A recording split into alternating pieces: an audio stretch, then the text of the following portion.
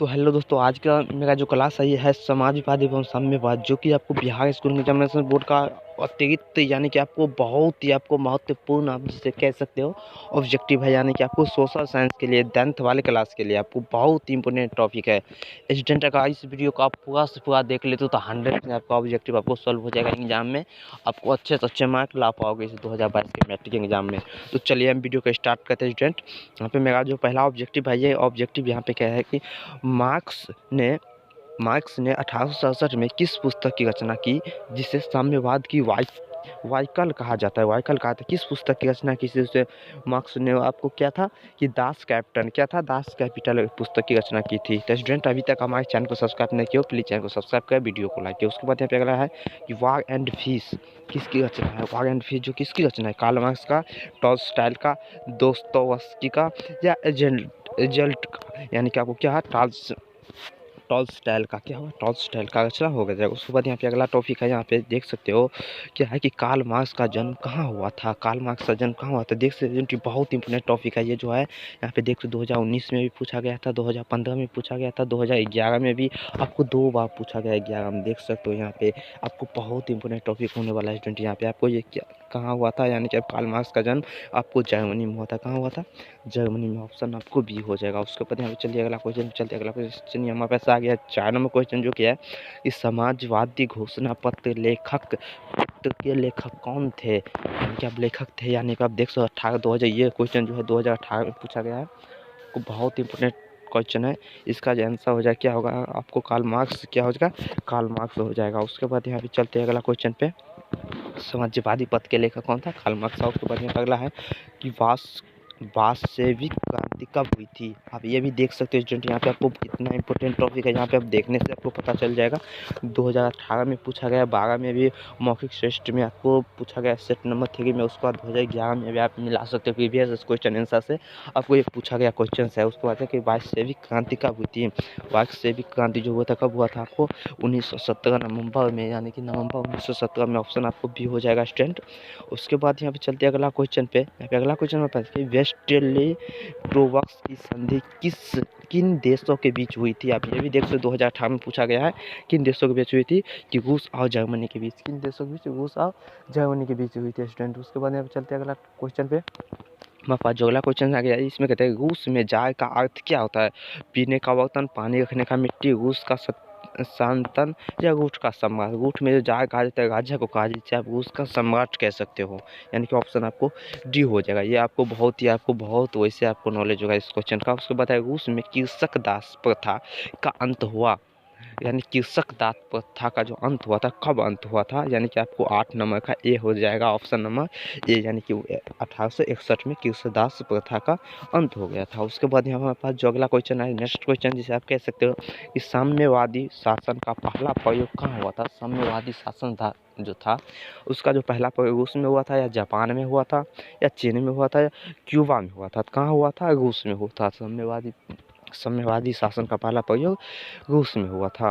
उसके बाद यहाँ पे अगला क्वेश्चन है हमारे पास, ये भी आपको बहुत इंपॉर्टेंट क्वेश्चन है कि लाल सेना का गठन किसने किया था। ये देख सकते हो, ये भी आपको पूछा गया 2011 में क्वेश्चन है।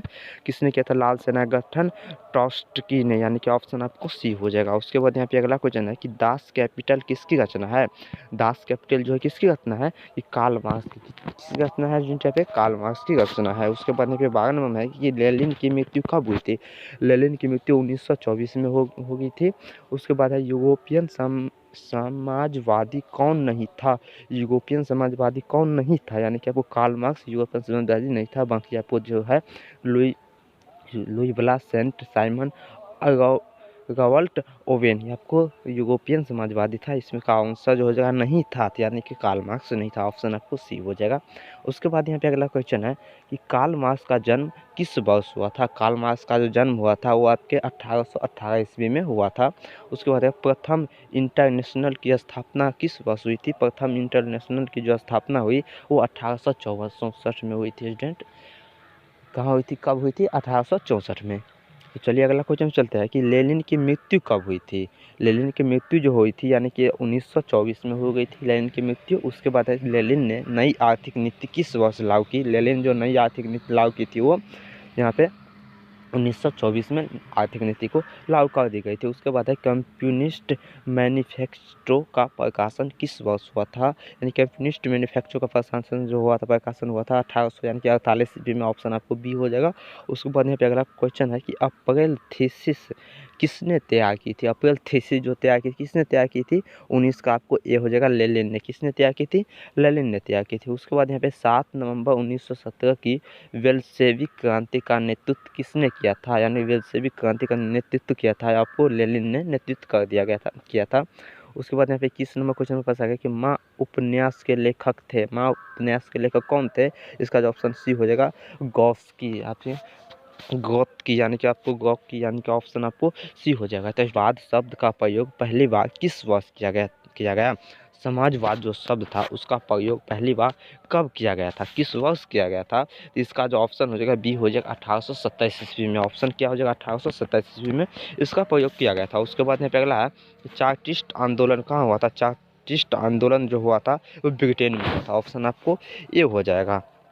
उसके बाद है लेनिन ने वेस्टाइली बॉक्स की संधि 1918 किस राष्ट्र के साथ की, किस राष्ट्र के साथ की थी, जर्मनी के साथ। ऑप्शन आपको सी हो जाएगा। उसके बाद है कि यहाँ पे अगला क्वेश्चन कि प्रथम इंटरनेशनल की बैठक हुई कब हुई थी। प्रथम इंटरनेशनल बैठक लंदन में हुई थी, यानी कि ऑप्शन आपको सी हो जाएगा। उसके बाद यहाँ पे अगला क्वेश्चन है, देख सकते हो हमारे पास कि नवंबर 1917 की रूसी क्रांति के बाद स्थापित सरकार का प्रधान कौन था। स्थापित सरकार का जो प्रधान था वो कौन था, यानी आपको लेनिन था। ऑप्शन आपको बी हो जाएगा। उसके बाद है काम के अधिकार को संवैधानिक अधिकार रूप सबसे पहले कहाँ मिला। काम के अधिकार को संवैधानिक अधिकार रूप कहाँ मिला था, सोवियत संघ में, यानी कि ऑप्शन आपको डी हो जाएगा। उसके बाद है चेका क्या था। चेका जो था क्या था, सोना की टुकड़ी था, पुलिस दस्ता था, या पारदी वर्ष था, या श्रमिक वर्ग था, यानी कि आपको पुलिस दस्ता था। चेका को पुलिस दस्ता कहा जाता था।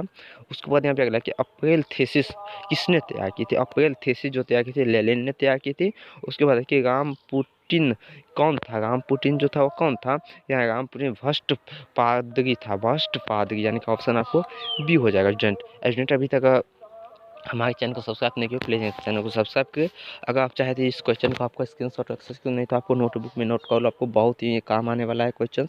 उसके बाद यहाँ पे अगला सी नंबर जो ऑप्शन है रूस का पहला समाजवादी था। रूस का जो पहला समाजवादी था वो प्लेखानोव, यानी कि ऑप्शन सी हो जाएगा। उसके बाद यहाँ पे नेक्स्ट क्वेश्चन आ गया कि रूस में नई आर्थिक नीति शुरुआत किसने की थी। तो नई आर्थिक नीति जो शुरुआत की थी, यानी कि ऑप्शन आपको इसमें आपको ऑप्शन आपको बी आपको गायब कर दिया गया है। तो चलिए अगला क्लास चलते हैं। नेक्स्ट क्वेश्चन है कि रूस की बेल्शेविक क्रांति का नेतृत्व किया किसने किया था। बेल्शेविक क्रांति ने लेनिन ने नेतृत्व किया था। उसके बाद 1917 की रूसी क्रांति में किस जार का शासक था, किस जानी राजा का आपको शासक वहाँ पर चलता था। डी हो जाएगा निकोलस द्वितीय का शासक चलता था। उसके बाद यहाँ पे अगला है कि 1917 की रूसी क्रांति का तात्कालिक कारण क्या था। 1917 रूसी क्रांति का तात्कालिक कारण क्या था। तो 35 का ऑप्शन बी हो जाएगा, यानी कि आपको प्रथम विश्व युद्ध के रूस की पराजय। उसके बाद यहाँ पे 36 नंबर क्वेश्चन में पूछा गया कि विश्व में साम्यवादी शासक की स्थापना सर्वप्रथम किस देश में हुई थी। साम्यवादी शासक की स्थापना जो हुई थी वो सर्वप्रथम यानी कि आपको रूस में हुई थी। अगला क्वेश्चन पे चलते हैं कि साम्यवादियों की बाइबिल किसे कहा जाता है। साम्यवादी की बाइबिल किसे कहा जाता है, कि आपको दास कैपिटल को क्या है, दास कैपिटल को कहा जाता है। ऑप्शन आपको सी हो जाएगा। उसके बाद है कि समाजवादी दर्शन किस वर्ष बल देता है। समाजवादी दर्शन जो किस वर्ष बल देता है, आर्थिक का ऑप्शन आपको डी हो जाएगा। आर्थिक समानांतर पर बल देता है। उसके बाद यहाँ पे कि कैप्टन की स्थापना का उद्देश्य क्या था। कैप्टन की स्थापना का जो उद्देश्य था वो क्रांति का प्रचार करना, क्या था, क्रांति का प्रचार करना था।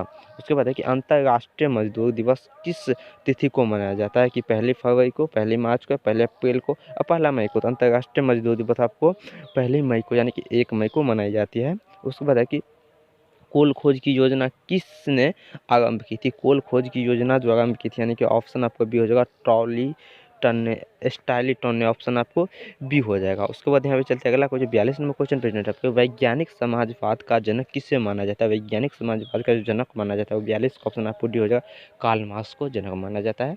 उसके बाद यहाँ पे 43 में फ्रांसीसी समाजवाद के विकास का जन्मदाता कौन थे। फ्रांसीसी समाजवाद के विकास का जन्मदाता आपको सेंट साइमन थे। कौन सा, सेंट साइमन था। उसके बाद है यहाँ पे 44 नंबर क्वेश्चन हमारे पास जो आ गया है कि वर्जिन सोलाई उपन्यास के लेखक कौन थे? वायरिन सोलाई उपन्यास के जो लेखक थे यानी कि आपको कौन थे लेखक? आपको इवान तुर्गनेव यानी कि इवान तुर्गनेव ऑप्शन आपको बी हो जाएगा। उसके बाद यहाँ पे चलते 45 नंबर क्वेश्चन भी कहते हैं कि 1917 की पहली रूसी क्रांति को किस नाम से जाना जाता है? पहली रूसी क्रांति को आपको किस नाम से जाना जाता है स्टूडेंट? आपको फरवरी की क्रांति, क्या कहता है? फरवरी की क्रांति के नाम से जाना जाता है। उसके बाद चलते तो स्टूडेंट यहाँ पे हमारे जो चैप्टर का यानी कि आपको दूसरा चैप्टर का ऑब्जेक्टिव तो वो ख़त्म कर दिया गया इस क्लास में। अच्छे से आपको ये सबको जितना मैं आपको बताया अच्छे से आपको तैयारी कर लेना है और यही अब क्वेश्चन आने वाला है, इससे अलावा आपको क्वेश्चन कहीं से नहीं आएगा। तो चलिए मिलते हैं अब अगले क्लास में, तब तक के लिए जय हिंद, वंदे मातरम।